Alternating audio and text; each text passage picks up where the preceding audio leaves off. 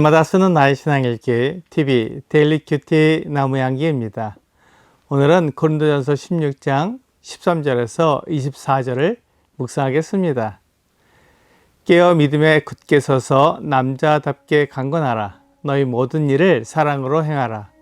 형제들아, 스데파나의 집은 곧 아가야의 첫 열매요 또 성도 섬기기로 작정한 줄을 너희가 아는지라. 내가 너희를 권하노니 이 같은 사람들과 또 함께 일하며 수고하는 모든 사람에게 순종하라. 내가 스데바나와 부드나도와 아가이고가 온 것을 기뻐하노니 그들이 너희의 부족한 것을 채웠음이라. 그들이 나와 너희 마음을 시원하게 하였으니 그러므로 너희는 이런 사람들을 알아주라. 아시아의 교회들이 너희에게 무난하고 아골라와 브리스가와 그 집에 있는 교회가 주 안에서 너희에게 간절히 무난하고 모든 형제도 너희에게 무난하니 너희는 거룩하게 입맞춤으로 서로 무난하라. 나 바울은 친필로 너희에게 무난하노니 만일 누구든지 주를 사랑하지 아니하면 저주를 받을지어다. 우리 주여 오시옵소서. 주 예수 그리스도의 은혜가 너희와 함께하고 나의 사랑이 그리스도 예수 안에서 너희 무리와 함께할지어다. 사도 바울은 고린도 교회 성도들에게 편지를 마무리하면서 그가 하고 싶은 말을 다시 간략하게 하고 있습니다. 모든 일을 사랑으로 행하라는 것입니다. 바울의 마음 가운데는 고린도전서 13장에서 말한 은사를 사용하는 가장 좋은 방법이 사랑이라는 것을 다시 한번 강조하는 것입니다. 우리가 어떤 은사를 사용하든지 그 은사에는 우열이 없습니다. 그러므로 모든 은사를 사용할 수 있지만 질서를 따라 사용해야 합니다. 그리고 은사의 기본적인 밑바탕에는 사랑이 있어야 합니다. 사랑이 기초가 된 은사 사용은 교회의 덕을 세우며 성도들을 성장하게 만들어줍니다. 바울이 원하는 것이 바로 그것이었습니다.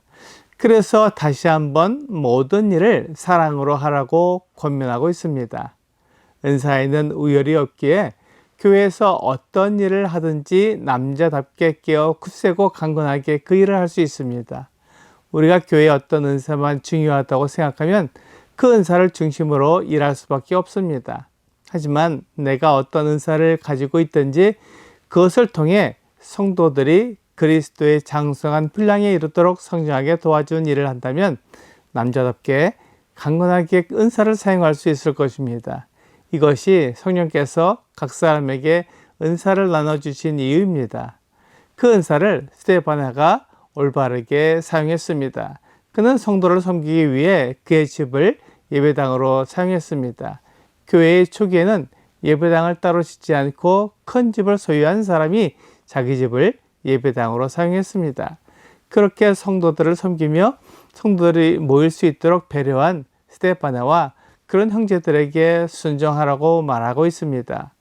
스데바나의 은사는 방언도 아니었고 예언도 아니었지만 바울은 자기 집을 열어 성도들이 모일 수 있게 한 헌신적인 형제에게 순종하라고 말합니다. 그러므로 은사는 차별이 없으며 어떤 은사를 사용하든지 사랑으로 성도들이 성장하도록 돕는 것이 필요합니다.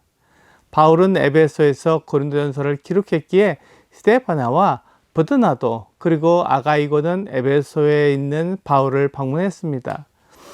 바울은 고린도 교회 소식을 듣고 싶었는데 고린도에서 온 이 형제들을 통해 그 소식을 들은 것에 기뻤습니다. 물론 스데바나가 그들에게 있는 교회의 문제들에 대해 바울에게 말해 주었기 때문에 고린도 교회에 여러 가지 문제가 있는 것을 알게 되었습니다. 사실 이 땅에 존재하는 모든 교회에는 문제가 있습니다. 교회는 사람이 모여 이루기 때문에 불완전하고 문제가 있는 사람이 모인 교회에는 당연히 문제가 있을 수밖에 없습니다. 하지만 교회에 문제가 있다고 해서 그 교회가 잘못된 교회는 아닙니다. 그 문제를 바르게 잡아가고 잘못이 있는 성도를 온전하게 성장하도록 돕는다면 그 교회는 정상적이고 하나님을 기쁘시게 하는 교회입니다. 고린도에서 온 형제들이 바울의 마음을 시원하게 해주었습니다. 바울은 고린도 교회 성도들에게 이런 사람들을 알아주라고 말했습니다. 고린도 교회 성도들은 드러난 은사를 가진 사람, 겉으로 보기에 눈에 띄는 사람을 인정해 주었습니다. 그것은 세상의 모습이기 때문에 교회는 보이지 않고 눈에 띄지 않는 사람들을 인정하므로 모든 은사가 차별이 없고 그리스도 안에서 모든 사람이 하나라는 것을 알게 해줍니다. 이제 바울은 고린도 교회 성도들이 잘 아는 사람들의 안부를 전합니다. 특별히 아시아에 있는 교회들이 그들에게 무난하는 것을 말해 주었습니다.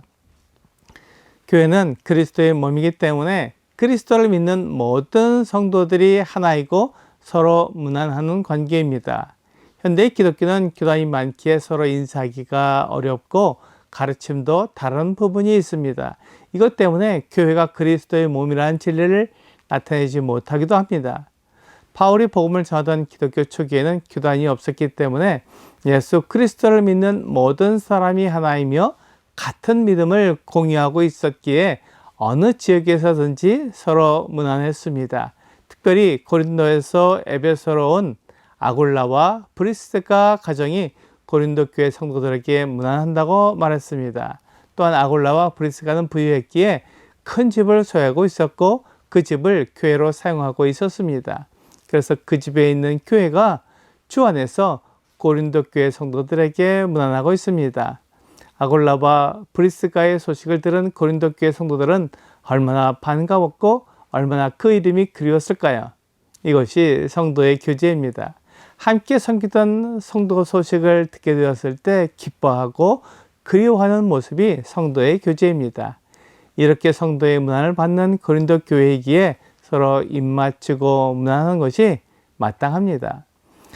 바울은 성도들이 주님께서 다시 오시기를 기다리며 주를 사랑하는 것이 마땅하다고 말하고 있습니다. 만일 주를 사랑하지 않는다면 저주를 받을 것입니다. 이렇게 바울은 성도들에게 문안하고 성도들이 서로 문안하도록 말해 주었습니다. 오늘의 적용 질문을 보겠습니다. 성도에 대한 관심은 중요합니다. 삶이 궁금한 성도가 있나요?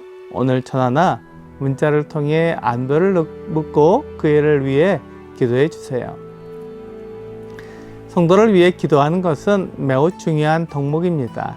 나를 자랑하고 높이는 것이 아니라 그리스도의 몸이 하나가 되기 위해 다른 성도의 아픔을 공유하고 다른 성도의 성장을 위해 기도하는 것이 그리스도인의 아름다운 모습입니다. 오늘 나를 나타내기보다는 교회를 위해 수고하는 다른 성도를 알아주고 위해서 기도하는 것이 필요합니다.